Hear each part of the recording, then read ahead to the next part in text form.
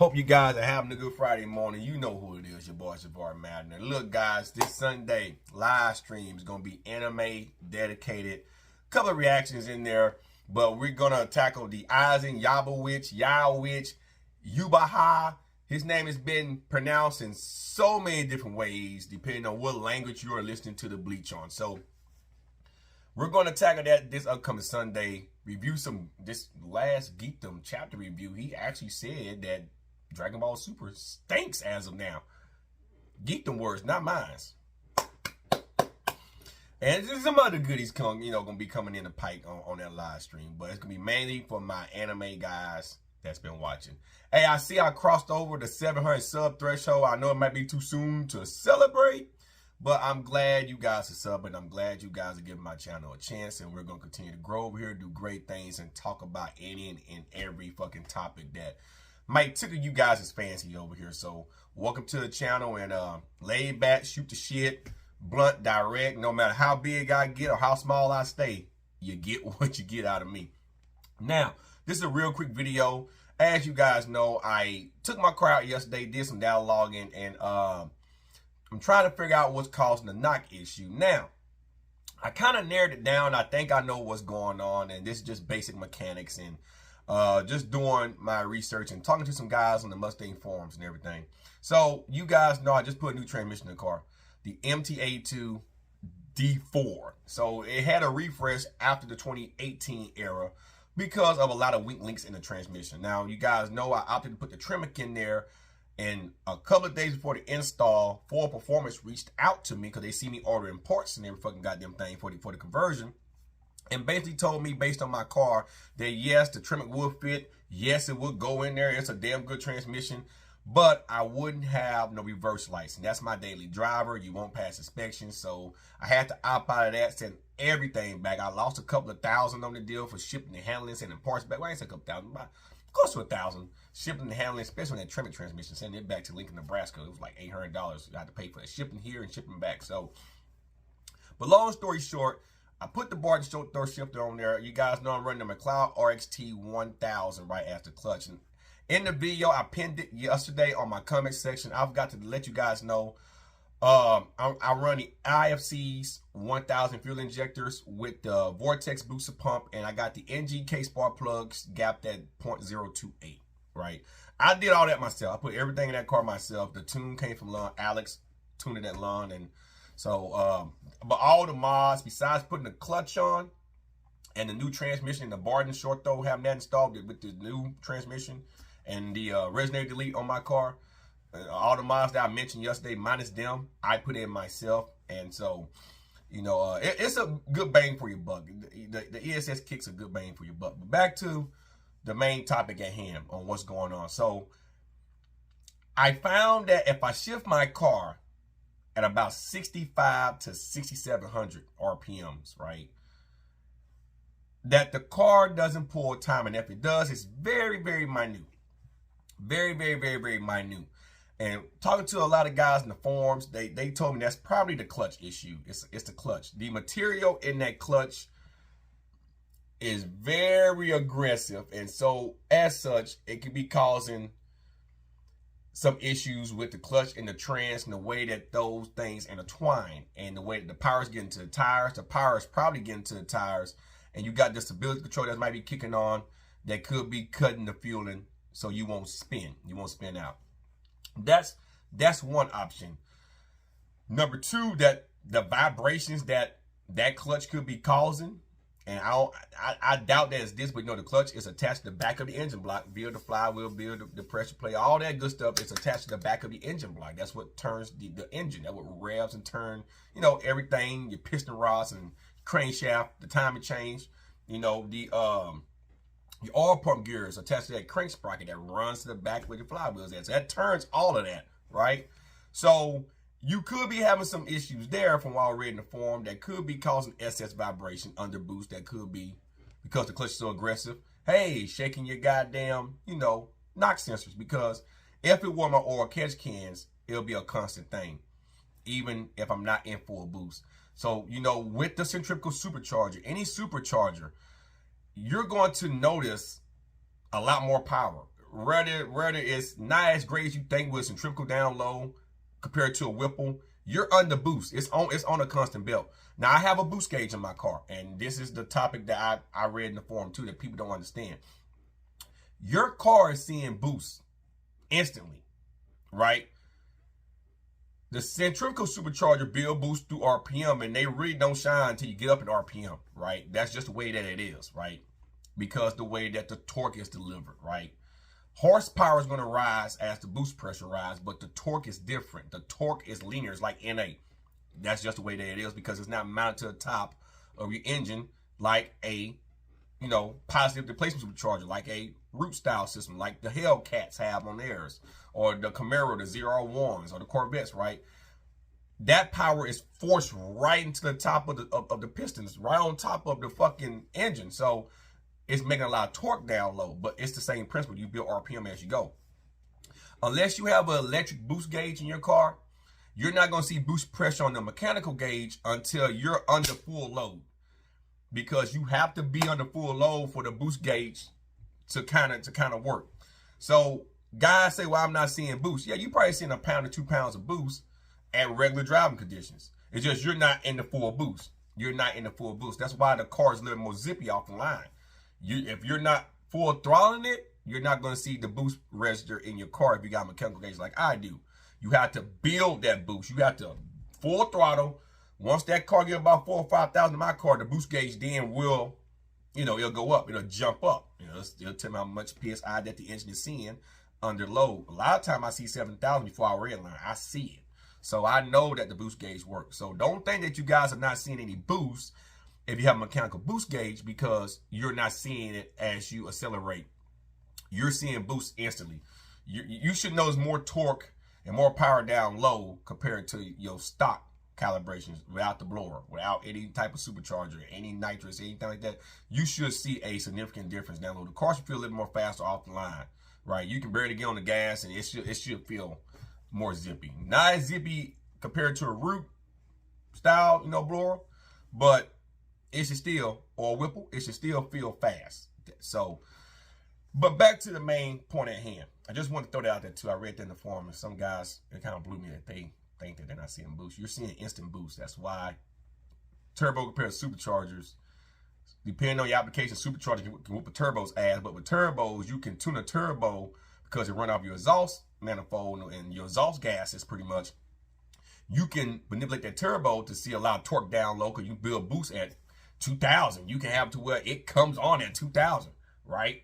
So turbo's the best of both worlds. That's why it costs so much, and that's why a lot of people, they go to turbo kits like bonafide turbos, because you can do a lot. You can it's a million ways to set up a turbo setup on a vehicle, and you'll tear a Whipple ass up and a centrifugal supercharger ass up. But with that, back to me shifting and my knock issue and stuff of that nature there. I talked to someone at Ford this morning because I'm already starting the process of buying parts for the car. And the guy at Ford basically told me, they build Roush kits for Fords. You can get some Fords off the showroom floor, GT50s, right, with the Roush kits already on them. And a lot of times that's on a stock transmission with the stock clutch. And if you got automatic, the 10R60, well, 1010, the 10R, well, whatever, the 10R10, whatever that transmission, that 10 speed transmission. I don't have automatic, but I know you have 10 gears in the new models. No, 8 gears. 10R80, yeah, 10R80, yeah, 10R80, and then the original model had the 10R60, and it was 6 gears compared to 8 gears. I don't know why I thought 10. Anyway, 10R80. If you have the automatic, right, you're good. The dude told me before, if you have the automatic 5.0, you can put up to 900 horsepower, and that automatic transmission should be able to take it. With the manual transmission, that OEM style clutch that people can't seem to find out the actual rating, that OEM style clutch is good to upward to 700 horsepower. From what the dude told me at Ford, it is good. They wouldn't put those Roush kits on those cars if that clutch couldn't maintain that type of power, because those kits are making 750 to the crank, So getting to the tires about 700, in some cases 680 to 700 horsepower. So they're good for that amount of power, right? Now, once you start going above that, you know, you got some stage 2 Roushes, 5.0s you get off the factory lot. And those are the ones I'm quoting about 750 to 780, you know, to the crate. You got your stage 1 Roush kits that may put you right at 680. So you're looking at about 640 to the tires, right? So my car, as it stands right now, makes 600 horsepower. So that stock clutch wouldn't have been a problem. But my clutch failed me because, you know, I was already beating up on it pretty damn bad. And then you add boost to already worn down clutch, it's a no-go. So that's why I opted for the RXT McLeod. Now that clutch has ceramic material, so it's very, very, very, very aggressive. And that's why when I'm sitting still sometimes, the clutch is so aggressive, even with the clutch fully pressed, so the clutch is not engaged to the flywheel. It's so aggressive that it still wants, the car is still trying to go. It's still trying to pull, right? So the RPMs be fluctuating. It be battling because the car is trying to go, even though I got the clutch fully pressed in. So the clutch should be disengaged, right? And that's what's been causing my RPM fluctuations. Because the clutch is so aggressive, the material is so aggressive. And a lot of times when they get hot, that's when I really notice that type of behavior out of that clutch. Whereas the RXT has the organic material, kind of like the stock clutch, and they're sprung, not unsprung. They have the same material. And the stock clutch in the Mustang, the Coyotes, and Gen 3s are dual clutch. So it's the same principle, just that clutch is heavier. And that's just by design, and that's to help to deal with a lot of that how can I put it, that aggressiveness and all that good things that comes with a performance style clutch. Okay, so the guy pretty much told me, and this is the route I'm going to go. I can put the OEM clutch back in there, but since he knows I'm going to be pulling it down, and the ultimate goal is to make it close to 800 horsepower, he told me to go with the RXT. All right, and that's because the materials are the same. It's the same style clutch. And the aggressiveness, you won't notice that too much. I may still have some that little fluctuation, but I shouldn't notice the wild swings in RPM when I'm sitting neutral sometimes. Like when I was dialoguing yesterday and even today, I noticed that if I go full throttle, second, third, fourth, and then I get off of them and I come to a stop, and I have to, you know, clutch in, come to second, ease off the clutch, and then, you know, clutch in, go back to first. I noticed that the car will, and that's the clutch. The clutch is still doing this thing, even though I got the fucking, you know, clutch pedal in. The clutch assembly is not malfunctioning. I can downshift, upshift. Now, sometimes I have a problem downshifting, but that's that clutch. That's the clutch. If you're on your brake and you have to downshift sometimes, you're slowing down because the brake booster and all that works hand in hand with that clutch. That clutch is very aggressive. So if you press that brake in too hard and then you're trying to shift down at the same time, you may have a hard time, you know, downshifting. So that's all of that material on that clutch, the ceramic material. So I'm going ahead, I'm going to go ahead and get the RXT, right? And I'm changing the pilot bearings. I'm going to throw another throwout bearing on the car. I just had one put in. I only got 900 miles on it. I know the throwout bearing probably is bad, but might as well change it. You might as well put a new one on there. It'd be like the third one, you know. And I got the braided clutch line. I got that too. I got a braided clutch line.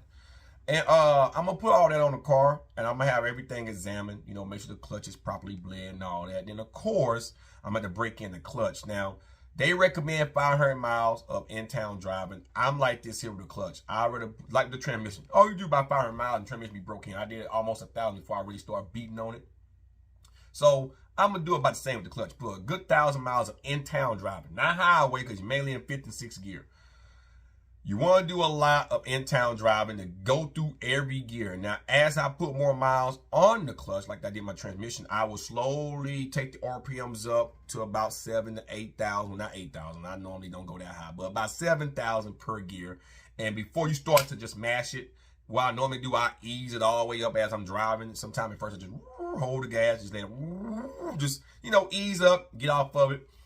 Do the same for second, same for third sometimes. I'm not trying to floor it and go because you can fuck up your synchros doing that, and you don't want to do that. Same with the clutch. The clutch will start to slip prematurely, and then you'll have hot spots on your flywheel, all that bullshit. You won't have proper engagement of the clutch, and that's something you don't want.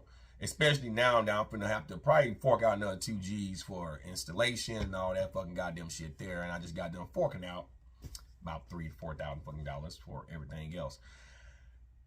And the only real reason why I didn't change the clutch from the first place when I had it at the shop at that time was because the dude told me the clutch didn't look bad and he don't think that I should bother changing it. But now that I'm starting to have some of the same issues that I had with the original transmission, I'm starting to see now exactly what happened.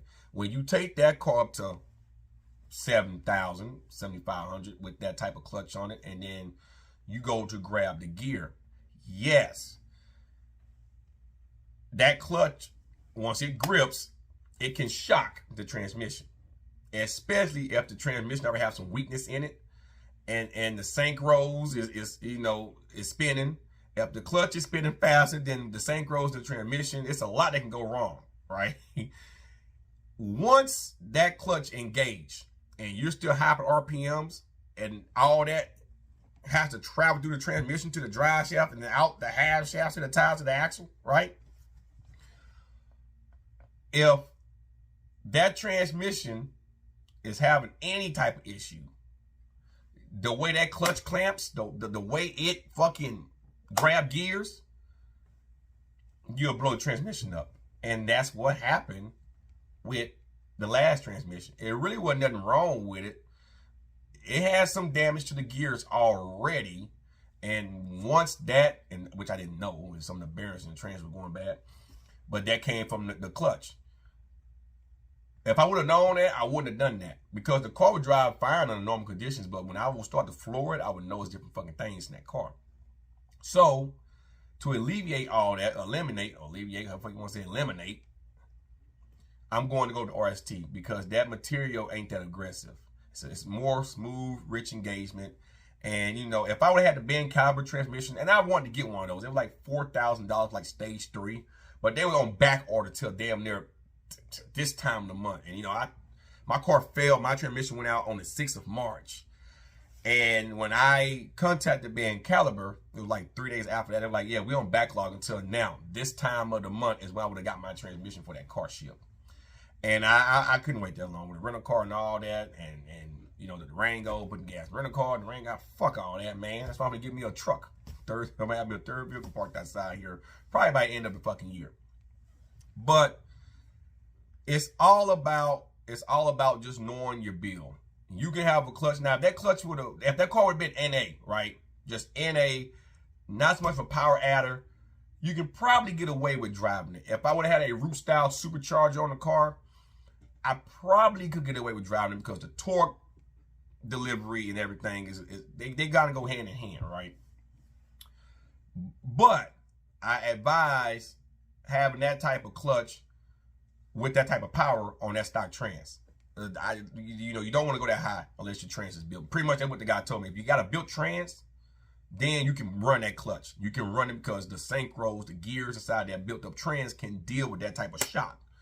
So they advise me not to go that route now. Now, of course, they're not going to tell you that on the website, the McLeod guys and stuff, because they don't want you not to buy the clutch. They want you to buy it.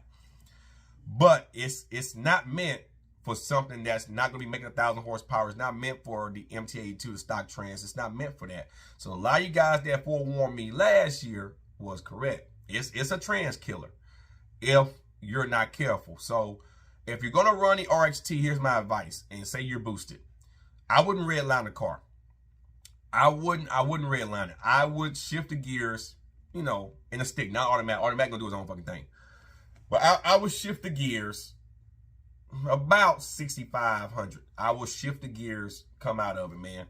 You don't want to redline that car, number one, because your oil pump gears, not running stock oil pump gears. Even if you had some beefed up ones, you redline that car constantly, redline it, rev limiter, even though mine's off. You rev that car too fucking high and go to grab a motherfucking gear. That type of shock that goes back through the crank sprocket, back all the way up to the oil pump gears, that crank, you're asking for it. You're asking for some fucked up oil pump gears. And then your engine go bye-bye. So I don't believe in redlining the car anyway. But I used to take it up to about 7,500 before I would shift gears. And that's when my knock issue would come in all the fucking time. So if you're going to have that type of setup, I wouldn't try to redline it. Not even in fourth gear, not even 1-in-1. Don't even try to do the 1-in-1 until you go to fifth. Just run it to about 6,500, shift the fucking gear. Shift the fucking goddamn gear. You don't want those problems. You don't want a lot of shock hitting that transmission. You're going to fuck it up. If you run the RXT, which I'm about to here in the next few weeks, I probably still won't take it that high. I probably still take about the same and shift. But that material is more forgiving, and the shifts, even if I was to run at 7,000, which some guys do, I read in a lot of forums that they run 7,000, don't have that issue with transmission sounds and buckling and shit like that, that you should be fine because the material is totally different. So if you're gonna build a car, guys, and you're not gonna make it a drag car, you're not gonna be beating the fuck out of it, avoid the RXT.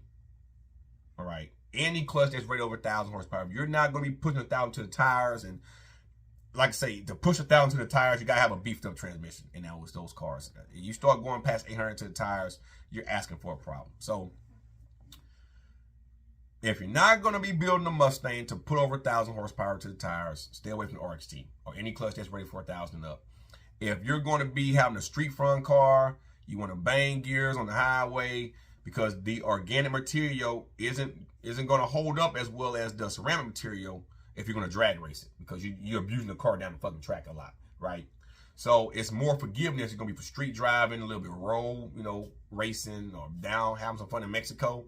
Then you go that route. And that's with any clutch, south to 800, but north of 6. So, or keep the OEM one on there if you don't plan on making 700 to the tire.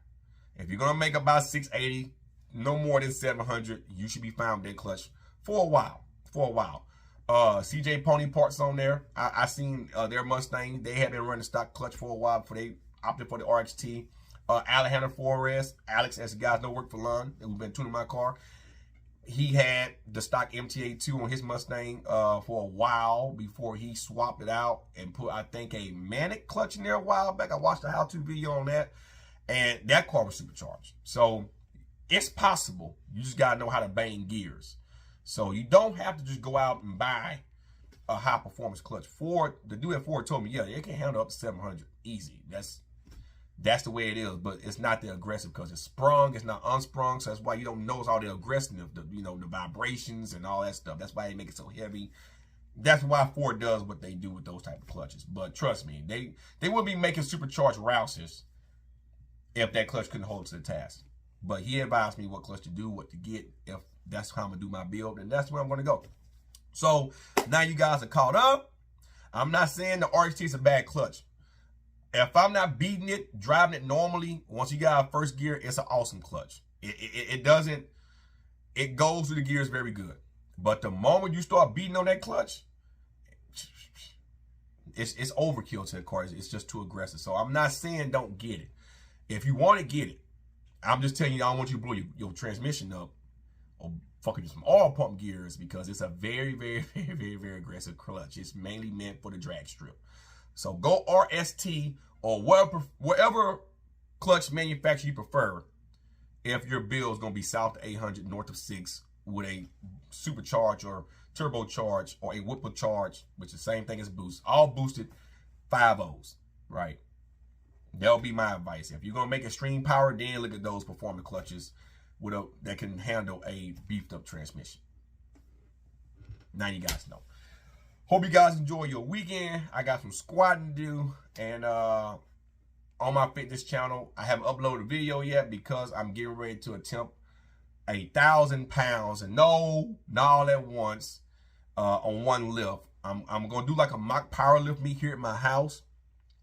And the goal is to see if I'm still in the 1,000-pound club. I should be. But it doesn't count if you can't do all the lifts in one damn day. So I'm pretty much doing like a mini deload week.